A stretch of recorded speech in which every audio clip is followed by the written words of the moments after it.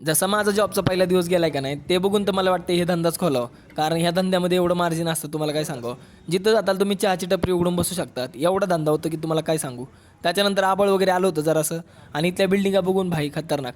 आपला व्ह्यू आणि बिल्डिंगचा व्ह्यू हे बघा आमचा लिंगिसन. ज्युनियर लिंगिसन आहे ज्युनियर लिंगिसन. मग काय लिंगिसनसोबत हा ही हू हू करत करत त्याच्यानंतर डायरेक्ट आलो रूमवरती. आवरलं वगैरे आता आपल्याला जायचं बरं का जॉबसाठी. म्हणजे आपला लिंगिसन तर रेडी झाला होता. सगळं श्रीपादनी रेडी वगैरे झाला आवरून बसला डायरेक्ट तो निघाला जॉबला. मला बी जायचं होतं पण लय भूक लागली होती म्हणून म्हटलं थोडं खाऊन यावं पहिल्यांदा. इथं आलो बरं का खोपोलीचा वाडा दिसला. आता हे खोपोलीचा वाडा म्हटलं की जरा मला आमच्या गावाकडली आठवण आली तिकडे लोणावळ्या साईडची.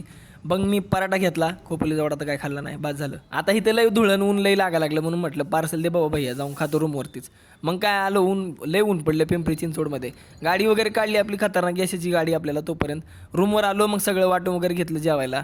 आता लय भूक लागली मग वळलं रप्पा आता टाइमपासला काय करावं म्हणून म्हटलं फॅनच फिरवा जरा फोननीच फिरवत बसलो. मग काय श्रीपदनी येता येता कामावरून ते दोघं जणांना घेऊन आला पियुष आणि त्याचा मित्र होता. त्याच्यानंतर मग भूक लागली म्हणून आम्ही पराठा खायला गेलो.